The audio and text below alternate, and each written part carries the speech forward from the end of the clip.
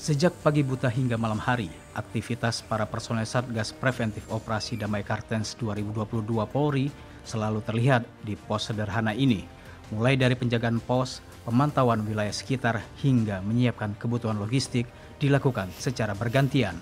Meski sederhana, melalui pos sederhana ini, suasana kekeluargaan antar personel terbangun selama bertugas.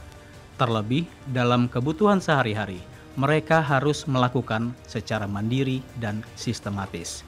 Soliditas ini menjadi penting dalam keberhasilan tugas Satgas Preventif Operasi Damai Kartens 2022 tahap 2. Sini susah jaringan saja, kita harus tunggu malam, jam-jam kecil baru bisa kirim laporan dari sini. Soalnya kalau di sini tuh siang jaringannya nggak ada, hilang. Habis itu kalau macam siang, macam air habis, minimal 2 jam kita harus nyalain genset, nyalain diesel lagi untuk mengisi air, untuk kita mandi, masak, dan lain-lain. Para personil juga terbiasa melakukan patroli dialogis ke kampung-kampung membawa pesan Kamtibmas. Dan tak jarang juga patroli dialogis melibatkan kerjasama dengan Polres Yahukimo. Selain pesan Kamtibmas dan mendekatkan diri kepada warga, patroli dialogis juga menjadi bagian dalam mendengar keluhan masyarakat sehari-hari. Tak jarang juga, patroli dialogis ini membawa bantuan kebutuhan sehari-hari warga. Untuk kegiatan patroli dialogis, sementara ini masih kita menemui beberapa kendala. Kendalanya yaitu masyarakat sendiri masih merasa takut dengan kehadiran aparat. Namun kita berusaha untuk mendekat kepada masyarakat, menyampaikan bahwa di sini untuk peran aktif menjaga keamanan tidak hanya dari aparat, ya, baik aparat TNI Polri, tapi kita juga memerlukan peran dari masyarakat. Peran masyarakat yaitu apabila ada kendala keamanan, mereka akan melaporkan. Karena pos yang ada di distrik DKI ini ada 11 pos. Sangat membantu masyarakat, setidaknya masyarakat yang ada kendala, mereka melaporkan ke pos Brimob yang ada Satgas Damai Kartens, dan itu akan kita bantu untuk pengamanan. Patroli dialogis Satgas Preventif Operasi Damai Kartens 2022 Sektor Yahukimo juga melibatkan tokoh masyarakat setempat. Terlebih tokoh masyarakat menjadi pihak yang paling dekat dengan warga dengan berbagai keluhan. Kami di distrik DKI ini ada 12 kampung. Lalu kami di distrik DKI ini sekitar 10 kampung itu yang masyarakatnya kurang, yang pekerjanya kurang.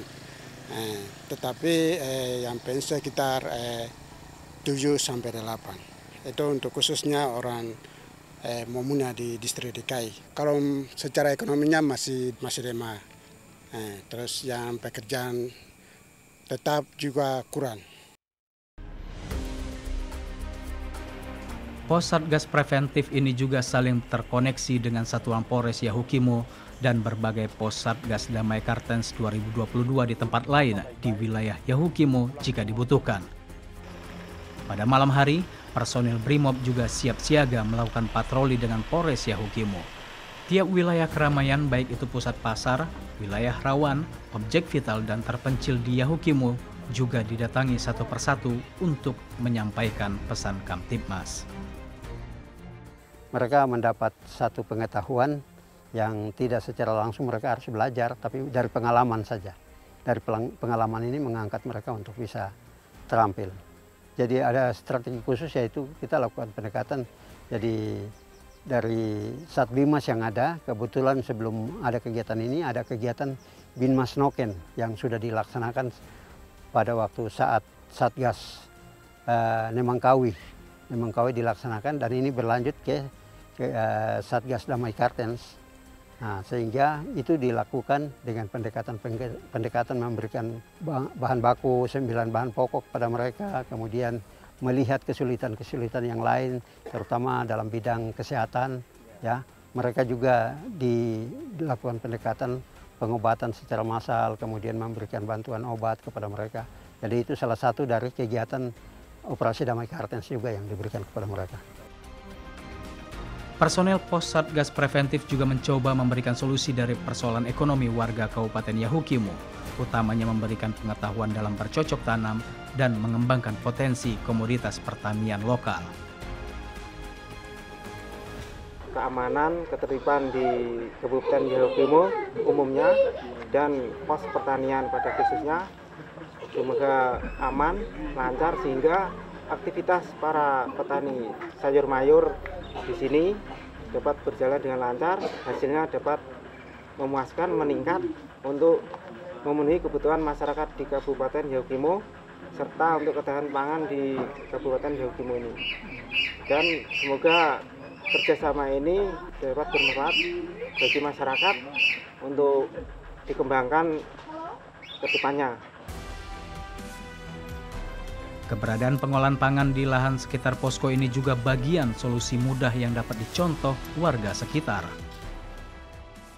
Karena dipikir-pikir kalau dunia pertanian itu yang menghidupkan ekonomi dunia, khususnya untuk di Papua, karena zaman ke zaman itu selalu zaman berubah, maka saya inginkan kepada semua teman-teman di Papua punya lahan sendiri, bisa makan dengan cara sendiri, tidak perlu kita harapkan lagi dengan pabrik atau mesin. Tapi kita bisa tanam macam cabai-cabai ini kan kita tanam sendiri, macam ubi ini ya kita bisa tanam dengan bisa menjadikan barang yang lain seperti kerupuk. Dengan kehadiran personil Polri di tengah masyarakat, diharapkan warga sekitar dapat merasakan keamanan untuk terus maju mengejar ketertinggalan dari berbagai sektor.